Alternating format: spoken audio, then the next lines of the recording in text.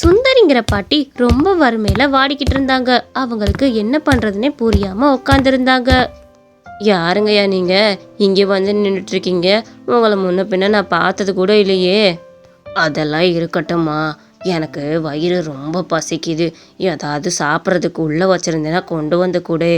எனக்கு 2 நாள் ஆச்சு தெரியுமா சாப்பிட்டு. உடம்பெல்லாம் ஒரே வலி. எங்கேயாவது ரோட்ல படுத்து தூங்கிக்கிட்டு இருப்பேன் நான். ஐயா சொல்கிறேன்னு தப்பாக நினச்சிக்காதீங்க. என்கிட்டயே ஒத்த பைசா கூட இல்லை. நான் வீட்டில் பழைய கஞ்சி ஊற்றி வச்சுருக்கேன்ல, அதை தான் 3 வேளையும் குடிச்சிக்கிட்டு இருக்கிறேன்யா.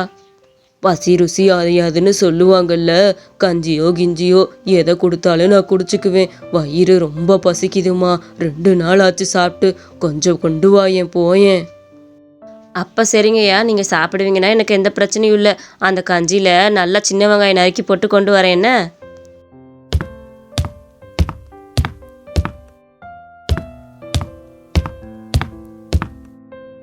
இந்தாங்கய்யா நீங்கள் கேட்ட கஞ்சி. நல்ல மனசார குடிங்க. அடுத்த தடவை நல்ல சாப்பாடு செஞ்சேன்னா உங்களை கூப்பிட்றேன். நிச்சயம் வந்து வீட்டில் வந்து சாப்பிட்டுட்டு போகணும் சரியா? இந்த தடவை உங்களுக்கு இந்த கஞ்சியை ஊற்றுறேன்னு எனக்கு வருத்தமாக தான் இருக்குது. இருந்தாலும் உங்கள் பசி தீருதுல, அதை நினச்சி எனக்கு ரொம்ப சந்தோஷம்யா.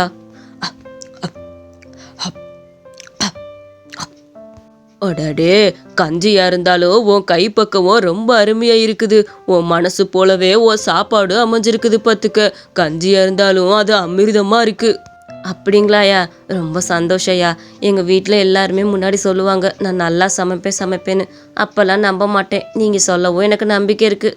நீ கொடுத்த கஞ்சிக்காக உனக்கு ஒரு பரிசு வச்சிருக்கிறேன்.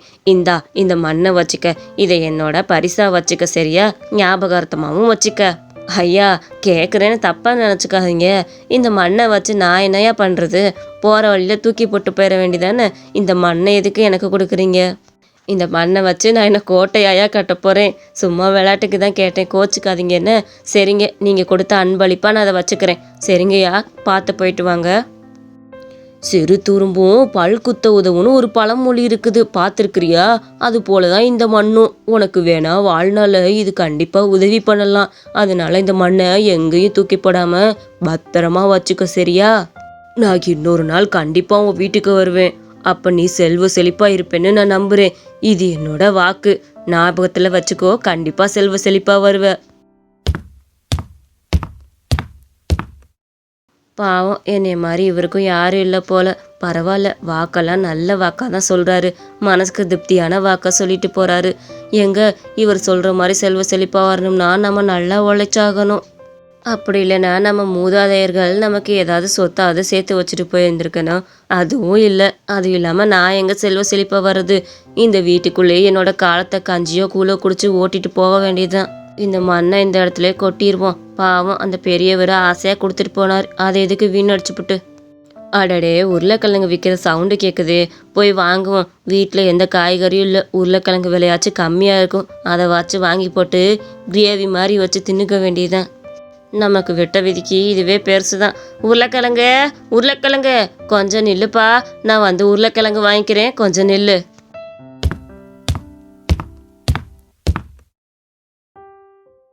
தம்பி, உருளைக்கிழங்கு என்ன விலைப்பா? அப்பா வந்து கூப்பிட்டுக்கிட்டே இருந்தேன். இப்போதான் உனக்கு காது கேட்டுச்சா? உருளைக்கிழங்கு 1 கிலோ 35 ரூபாம்மா. போடவா?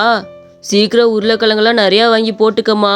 அடுத்த மாதத்துலேருந்து உருளைக்கிழங்குலாம் நிறைய ரேட்டு ஏறுது பார்த்துக்க. நீ இருக்கிறதுக்கெலாம் உருளைக்கிழங்குலாம் வாங்கவே முடியாது. ஒழுங்கா இப்போவே நிறையா வாங்கி வச்சுக்க. அதுக்கப்புறம் வாங்க முடியாது பார்த்துக்க. அல்லாடிக்கிட்டு இருக்காத. சரி, நான் பிறக்கிக்கவாப்பா உருளைக்கிழங்கு. நான் ஒரு 2 கிலோ பிறக்கிக்கிறேன். நானா பிறக்கிக்கிறேன். அப்போனா தான் நான் நல்ல கிழங்கா எடுக்க முடியும். நீங்களா போட்டிங்கன்னா ஊற்ற கிழங்கு அந்த கிழங்குன்னு போட்டு விட்டுருவீங்க. கொஞ்சம் பொறு, நானாக எடுத்துக்கிறேன். அந்த பேச்சுக்கே இடம் கிடையாது. நீங்கள் எல்லாமே நல்ல கிழங்கா பார்த்து பொறுக்கிடுவீங்க. மிச்சம் இருக்க கிழங்கெல்லாம் எனக்கு வேஸ்ட்டாக போகிறதுக்கா? அதெல்லாம் முடியாது. ஒரு கூரோடு அள்ளி போட்டு எடுத்துக்கிறேன்னா எடுத்துக்க. அதுக்கு மேலெலாம் நீ தனித்தனியாக பிறக்கணுன்னா என்கிட்ட வாங்க வேணாம். என்னப்பா இது அநியாயமாக இருக்குது? நாங்கள் காசு கொடுத்து வாங்குகிற உருளைக்கிழங்க நாங்களாம் பிறக்கி எடுக்கிறதுல என்ன தப்பு இருக்குது? உங்களுக்கு மிச்சம் இருந்துச்சுன்னா அது உங்கள் தப்பு. ஊற்ற உருளைக்கிழங்க விற்க சொல்லி உங்களுக்கு எதுவும் ஆர்டர் கொடுத்துருக்காங்களா என்ன? ஊற்ற உருளைக்கிழங்குலாம் என்னாலலாம் வாங்க முடியாது. நல்ல உருளைக்கிழங்கா போடு.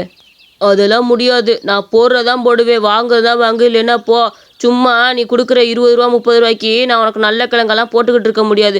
பெரிய பணக்காரி பாரு. இங்கே இல்லைன்னா வேற கடையில் போய் வாங்கி வைக்கும். நீயே குண்டா சட்டிக்குள்ளே குதிரை ஓட்டிக்கிட்டு கிடக்குற. அவன் எவ்வளோ சொல்லி கேட்காதனால அந்த பாட்டியும் அவங்க எவ்வளோ உருளைக்கிழங்கு கொடுக்குறாங்களோ அதையே வாங்கிட்டு போனாங்க.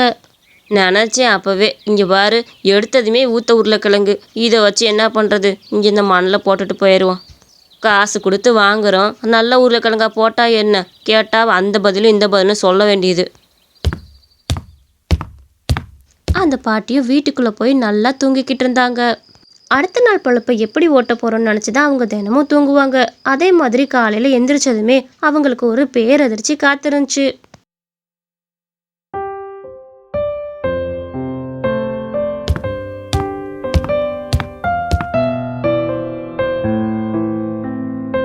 அட, என்ன இது, நேற்று ஒரு உருளைக்கிழங்கு போட்டதுக்குள்ளே இவ்வளோ உருளைக்கிழங்கு வந்துருச்சா? அட, என்னாலேயே நம்ப முடியலையே, அது எப்படி இவ்வளோ உருளைக்கிழங்கு வந்திருக்கும்? ஓஹோ, இந்த மண்ணோட வளம் அப்படி இருக்குமோ? ஒரு உருளைக்கிழங்க பிடுங்கி பார்ப்போம். அடடே, ஒரு உருளைக்கிழங்கு கொத்தில் எவ்வளோ உருளைக்கிழங்கு இருக்குது பாரு. அப்பப்பா கடவுளே! அட, உருளைக்கிழங்க பிடுங்கினதுமே அடுத்த உருளைக்கிழங்கு முளைச்சிச்சு. கடவுளே, எனக்கு எவ்வளோ பெரிய வரம் கொடுத்துருக்குறீங்க. அதனால தான் இந்த பெரியவர் சொல்லியிருக்காரா, இது உனக்கு ரொம்ப உதவும், அடுத்த வருஷம் செழுமையாக வந்துருவாப்புன்னு. கடவுளே, கண்ணை திறந்துட்டேன். இனி இந்த உருளைக்கிழங்கு வச்சு நான் ஏதாவது ஒரு சிப்ஸு கடையோ எல்லாத்தையும் போட்டு பொழைச்சிக்குவேன். அதுவும் இந்த உருளைக்கிழங்கு பிடுங்க முளைக்குது. இதில் எந்த ஒரு நஷ்டமும் எனக்கு வராது.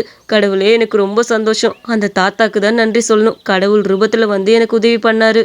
அந்த பெரியவர் எங்கே இருந்தாலும் நல்லா இருக்கணும். எனக்காக எவ்வளோ பெரிய உதவியை பண்ணியிருக்கிறாரு. அவங்களும் அதில் இருக்க நிறைய உருளைக்கிழங்கு பிடுங்கிட்டு போய் சிப்ஸுக்கு சீவிக்கிட்டு இருந்தாங்க.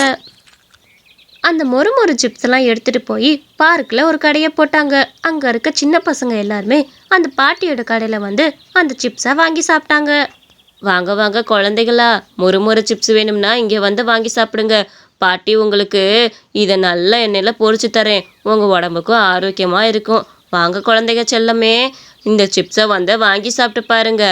பாட்டி, இது என்ன மொறு சிப்ஸா? அட, உருளைக்கிழங்கு சிப்ஸா? இது எங்களுக்கு ரொம்ப பிடிக்கும்.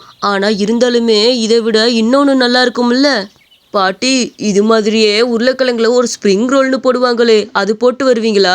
அடடே கண்ணா, நான் இப்போதான்ப்பா கடை போட்டிருக்கிறேன். நீ கேட்குறத நான் கூடி சீக்கிரம் கொண்டு வந்து விற்கிறேன். என்ன, உங்கள் எல்லாத்துக்கும் பிடிச்சதை நான் கண்டிப்பாக கொண்டு வருவேன். பாட்டி, அது கூடவே அந்த சிப்ஸில் கோடாக ஒன்று போட்டிருக்கும்ல, அது மாதிரி டைப்பில் எனக்கு பொரிச்சு கொண்டு வாங்க. அந்த மாதிரி சிப்ஸில் மிளகா பொடி தூவி சாப்பிட்டா ரொம்பவே அருமையாக இருக்கும் பாட்டி. எனக்கு நாளைக்கு அந்த மாதிரி சிப்ஸு கொண்டு வாங்க. அப்புறம் இவன் கேட்ட அந்த பொட்டேட்டோ ஸ்ப்ரிங் ரோல் அதையும் கொண்டு வந்துருங்க, சரியா? அந்த பாட்டியும் அந்த பசங்க கேட்ட மாதிரியே அந்த ஸ்ப்ரிங் ரோல்லாம் அவங்க பார்த்து ரெடி பண்ணி கொண்டு போனாங்க. அடுத்த நாளே அந்த பசங்க கேட்ட எல்லாத்தையுமே கொண்டு வந்திருந்தாங்க. ஐ, எனக்கு பிடிச்ச ஸ்ப்ரிங் ரோல் பாட்டிமா, நான் கேட்டோனுமே கொண்டு வந்துட்டீங்க. ரொம்ப சந்தோஷமா இருக்கு பாட்டிமா.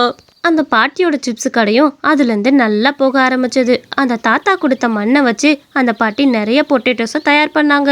அந்த பாட்டியோட வாழ்க்கை மாறும்னு அவங்க நினைக்கவே இல்லை. இதே மாதிரி தான் நம்ம வாழ்க்கையும் எந்த நிமிஷத்தில் எப்படி மாறும்னே சொல்ல முடியாது. கண்டிப்பாக நம்ம வாழ்க்கையில் நல்லது சீக்கிரம் நடக்கும். மறக்காமல் நம்ம சேனலையும் லைக் பண்ணி சப்ஸ்கிரைப் பண்ணிக்கோங்க. உங்களோட ஒப்பீனியன் என்னன்னு மறக்காமல் நம்ம கமெண்ட்ஸில் சொல்லுங்கள்.